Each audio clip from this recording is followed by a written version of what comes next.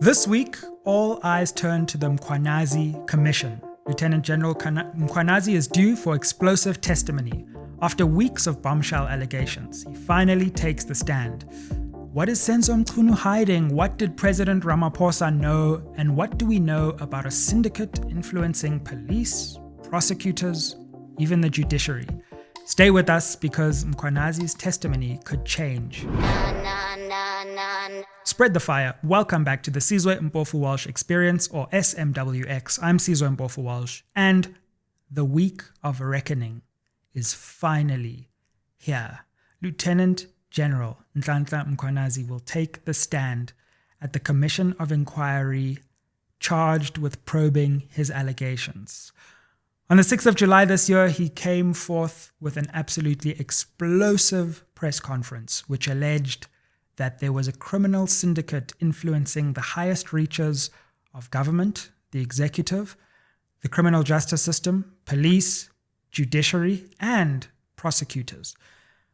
It set in train a huge and very explosive set of events, which culminated in President Ramaphosa announcing this urgent commission of inquiry to look into the allegations. Now, the urgent commission has taken more than 2 months to get going, but we're finally here. And now we get to hear Mkhwanazi's side of the story. So in today's episode, I want to equip you with everything you need to know about Mkhwanazi's testimony and ask some of the key questions that we need to get from this commission to add flesh to Mkhwanazi's major allegations, because his press conference lasted for about 35 minutes. And although it cast aspersions and provided evidence for these massive allegations, there are still lots of questions that we need answered from this commission. So before you watch that, and even after you've watched it, you can check whether some of these questions have in fact been answered.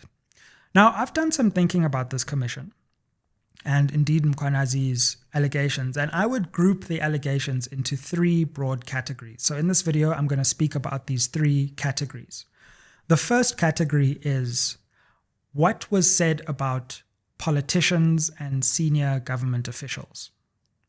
The second category is what was said about the criminal justice system, including the police, prosecutors, and even the judiciary.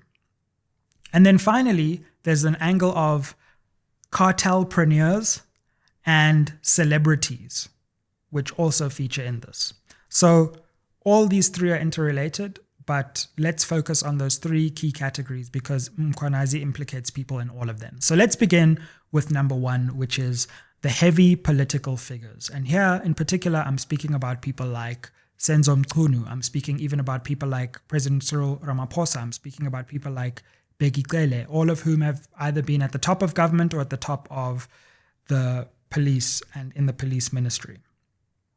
So the first thing, and MPs and parliamentarians, in fact, one of the things that's kind of been missed in all of this analysis, because I went back and watched Mkhwanazi's press conference, is that, let me tell you, this is the first mystery. I want you to take a look at this clip because he implicates a parliamentarian in the murder of Sindiso Magaqa, who was an ANC Youth League politician turned local politician in KwaZulu-Natal who was tragically murdered. He says there's an MP who is working with the police who's involved in this murder.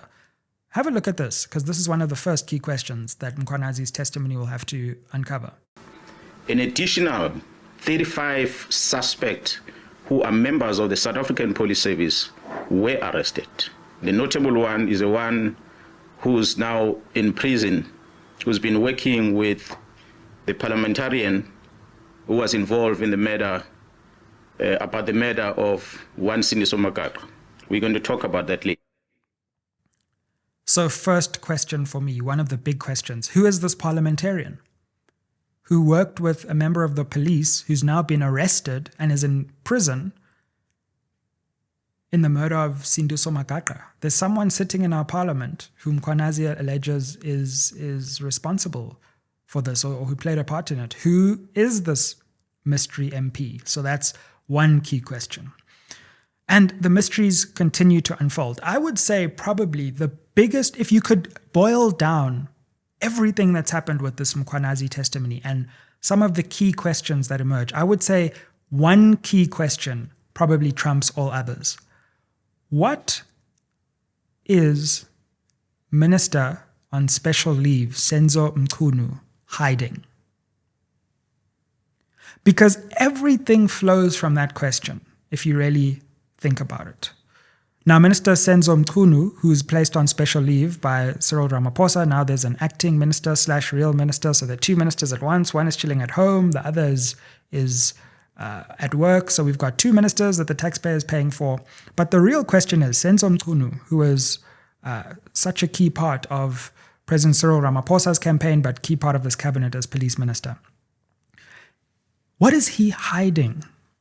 Because everything that flows is Mkhwanazi suggesting that there is a conspiracy led by Mchunu to move senior members of the police, Mkhwanazi, the Provincial Commissioner of KZN, Masemola, who is the police commissioner nationally, and Khumalo, who is the head of crime intelligence, to move them aside because Mkhwanazi alleges they were getting closer to figuring out what Senzo Mchunu was hiding.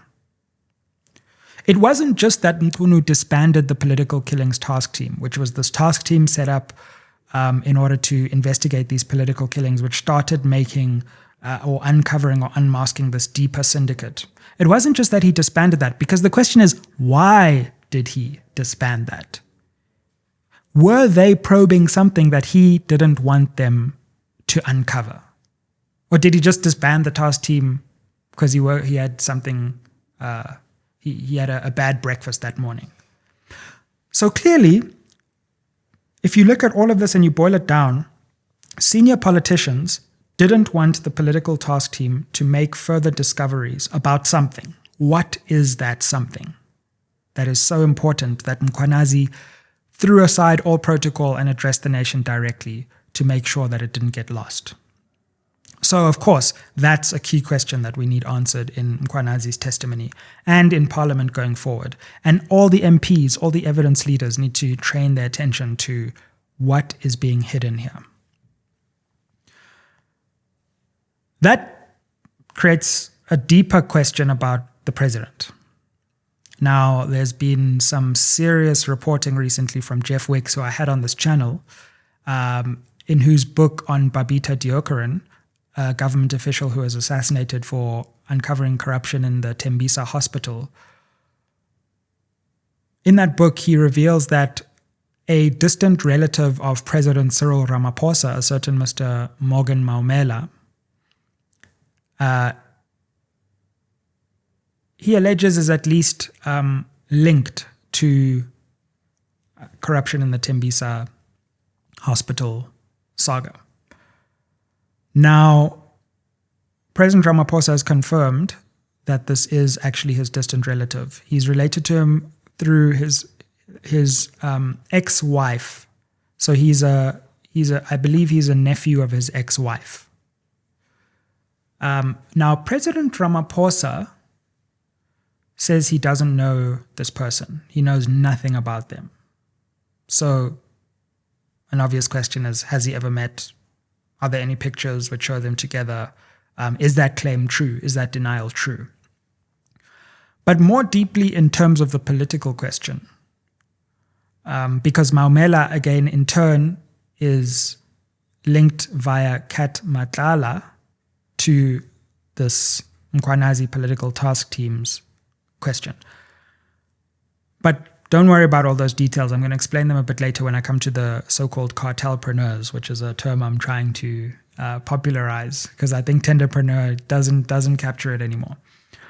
So politically, Senzo Mchunu, the police minister I just spoke about, who may be hiding something according to Mkhwanazi, he is a key ally of President Cyril Ramaphosa in the ANC. He ran Cyril Ramaphosa's campaign in 2017. He was actually the Secretary General candidate for Ramaphosa in that conference. So he ran on the slate, which is basically a grouping which all tried to get office together. So we know that Ramaphosa wanted him to be the CEO of the ANC.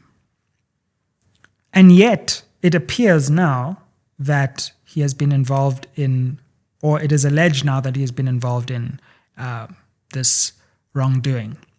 So what did Ramaphosa know about Senzo Mkhunu back then in 2017 when he appointed him to cabinet? But more importantly, when the decision was taken to disband the political killings task team, and that letter was written by Minister Mkhunu, did Ramaphosa know that it was being disbanded?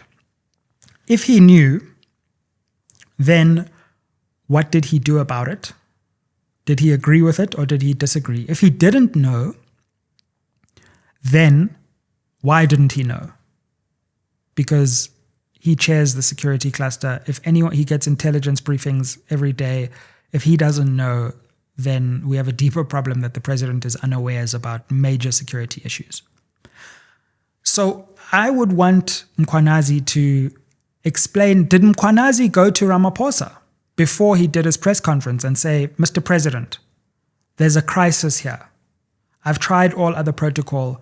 Please, can you step in and intervene? And if so, what did Ramaphosa do? So we need the evidence leaders, we need parliamentarians to probe how much Ramaphosa knew about this disbandment, how much he knows about the figures who are distantly related to him, who are actually implicated in serious wrongdoing.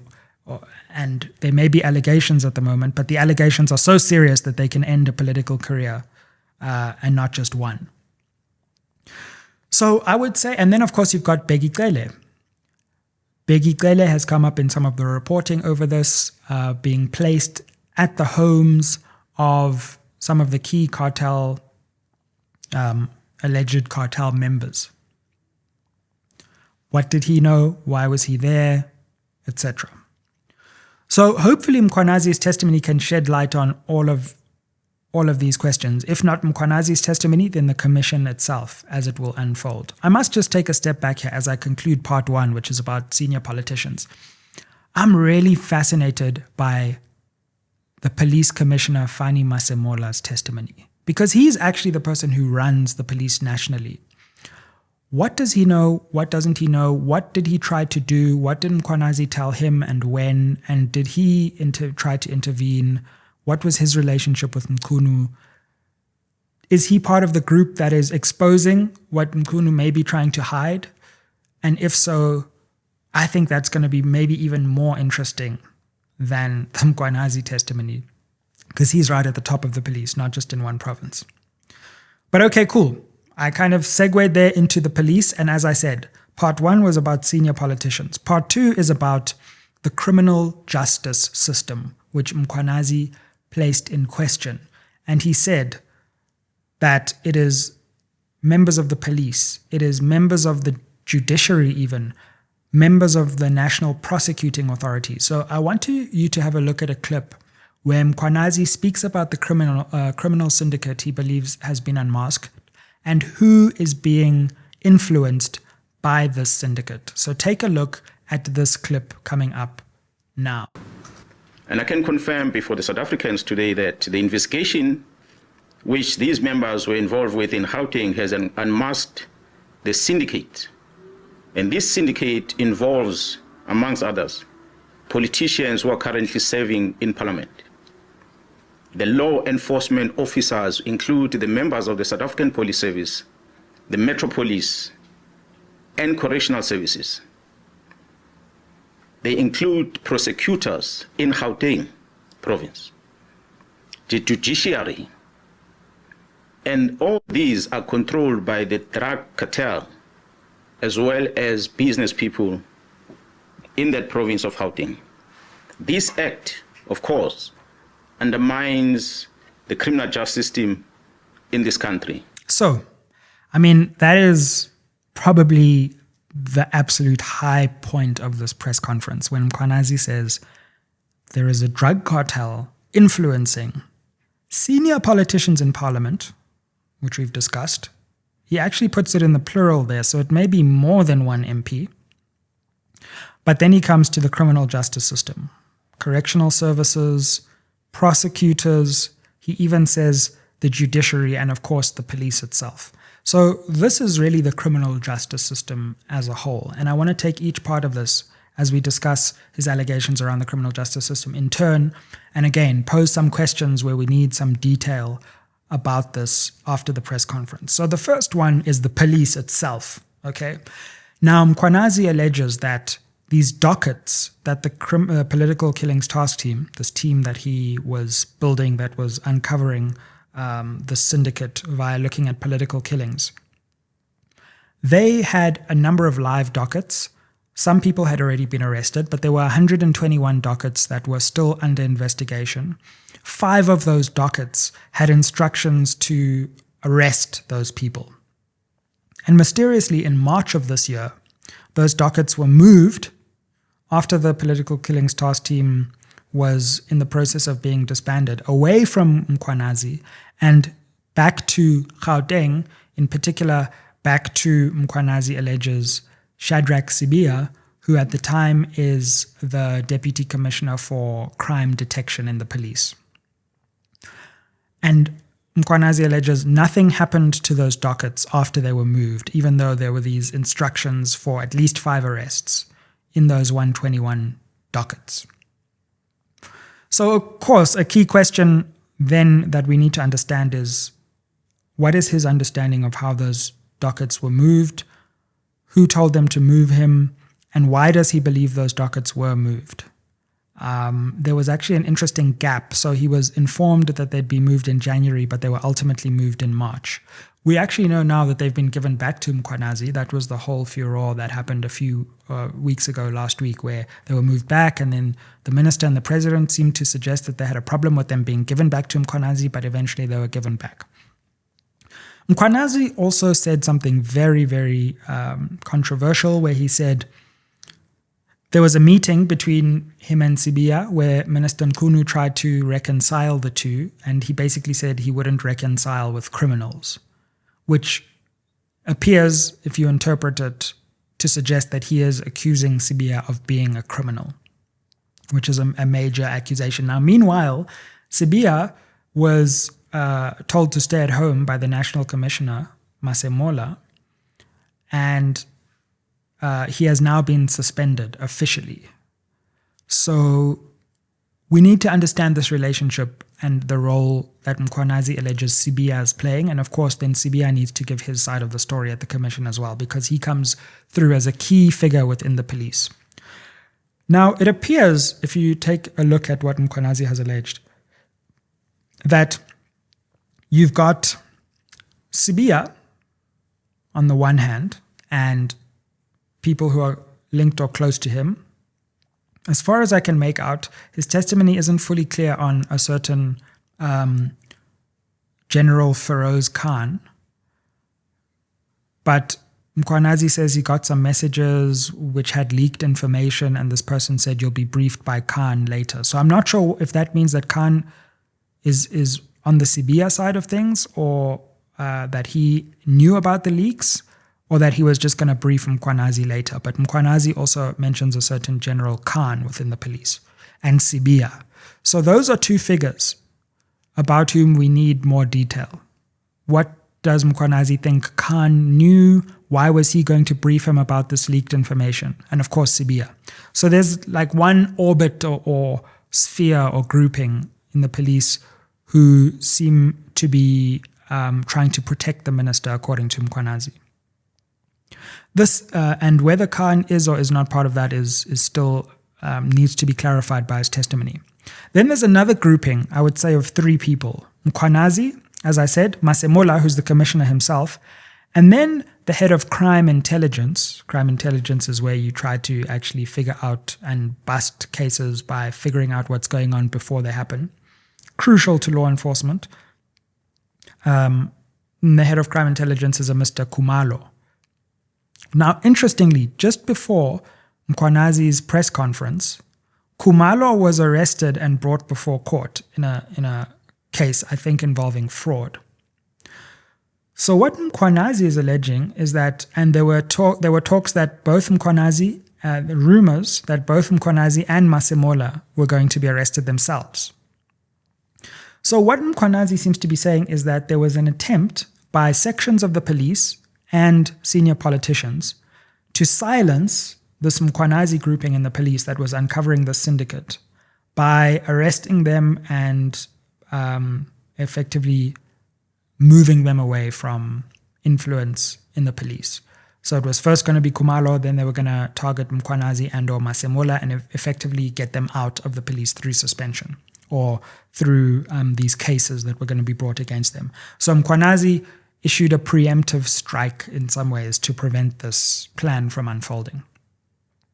So we need to know, again, what does Mkhwanazi understand are the motives behind this? Did he have information he would be arrested? Did he have information that Masemola would be arrested?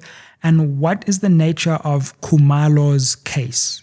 Because it seems to me that when he says the judiciary and prosecutors are involved, he seems to think that this case is a sham and that cases brought against people within the police are actually part of this overall syndicate's plan to sideline Mkhwanazi, Masemola, and Khumalo. But let's talk about some of the other allegations, because these were left quite vague, actually, when you go back and listen to them.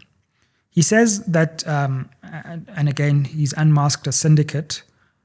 He explains what happened, but then he just says that it's influencing prosecutors. So that's more than one prosecutor. So who are these prosecutors and what evidence does he have that prosecutors are involved? He says correctional services, so this is basically prisons and officials within prisons. Who's involved? What evidence does he have there? And then he says the judiciary. And this is, again, I mean, it's a press conference of spectacular claims, but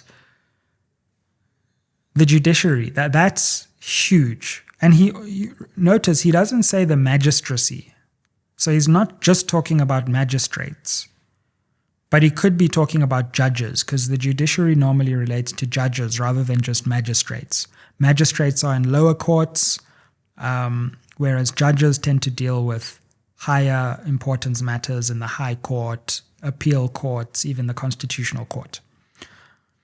So what does he mean by this affects even the judiciary? Does he mean just magistrates and he was using that term as a catch-all, or does he have evidence that judges are involved? And if judges, which judges and how high? So that is a fundamentally important clarification that we need from Mkhwanazi. If he's able to provide substantial evidence of judges being involved and influenced by this criminal syndicate, it's going to be a lot. But if he isn't able to provide substantial evidence for that, then that was a very reckless statement to make. So we'll have to see. I'm fascinated to see what he says about the judiciary, because he does mention the judiciary as being influenced. Okay, or members of the judiciary, not the whole judiciary, but he says members of the judiciary. Right.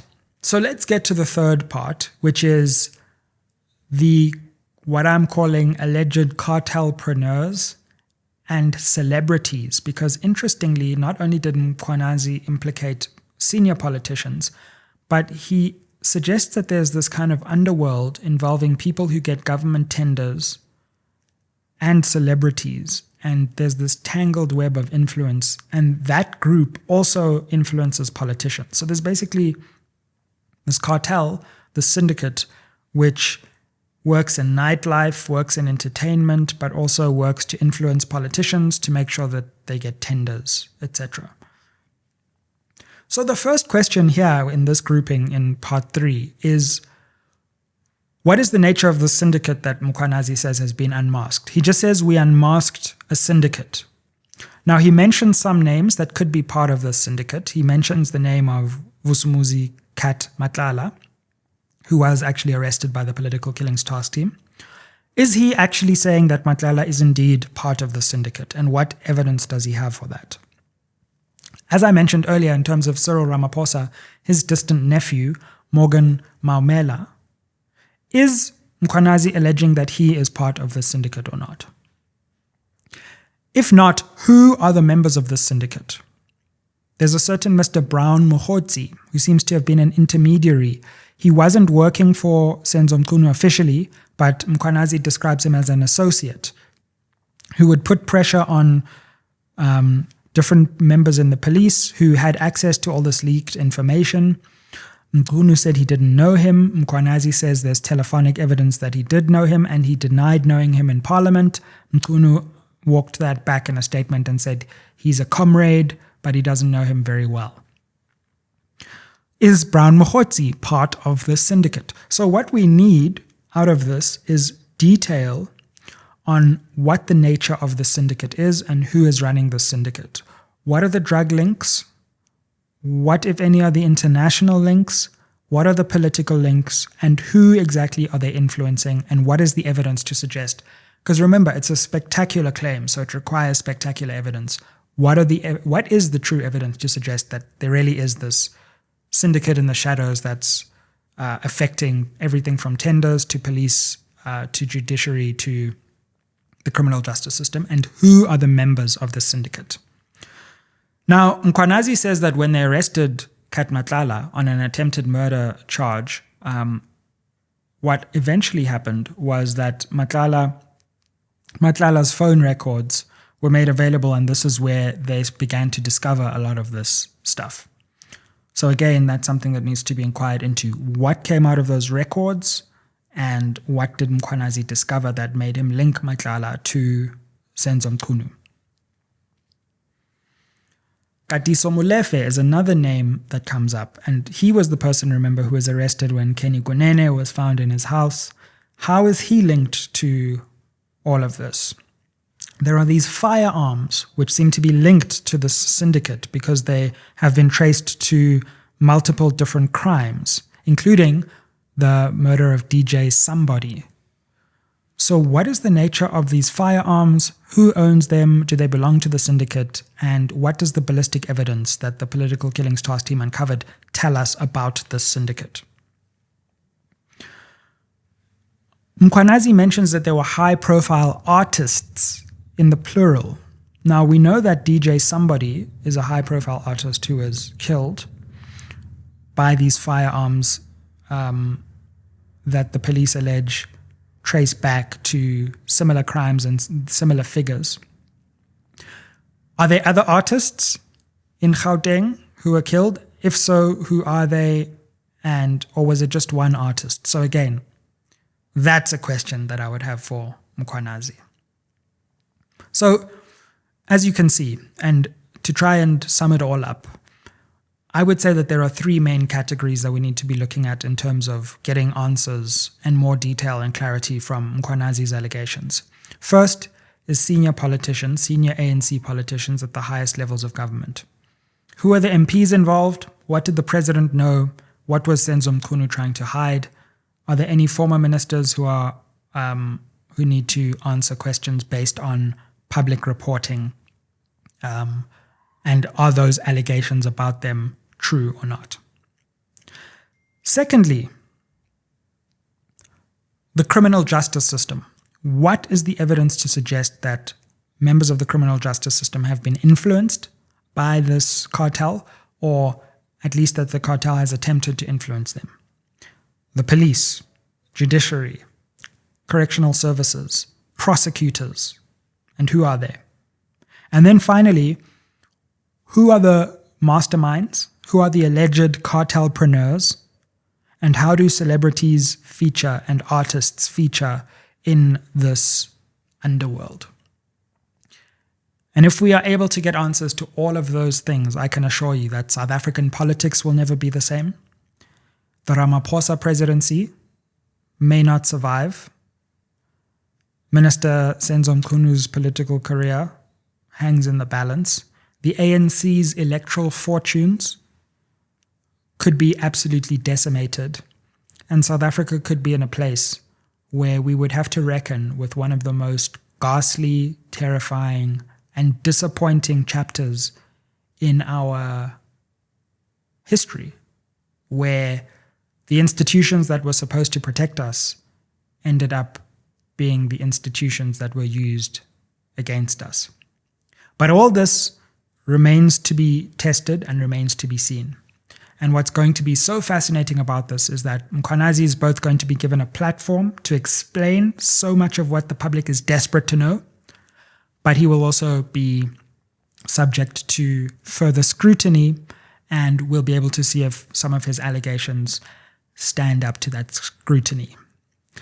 This channel has been keeping you up to date on the explosive Mkhwanazi allegations ever since the 6th of July, and I assure you this week I've got you covered. We're going to be watching very closely. We're going to be speaking to analysts. We're going to be speaking to decision makers. I'm going to be doing my own analysis. So this is the place to be this week. If you're ever in doubt or you hear the word Mkhwanazi and you want to figure out what's going on, check back to the channel. I've made a series of analysis videos, so if you're just new to this, go back to the channel, search through, you'll see there are a host of different videos which analyze this Mkhwanazi situation and what it means. Make your way through that archive. Stay tuned on SMWX. Subscribe. Help us reach our next milestone of 400,000 subscribers. If you're listening on podcast streaming platforms, give us a rating there. You can listen to us there on the move. And make sure you keep it locked on SMWX. Thanks for watching. See you on the next one. Aye.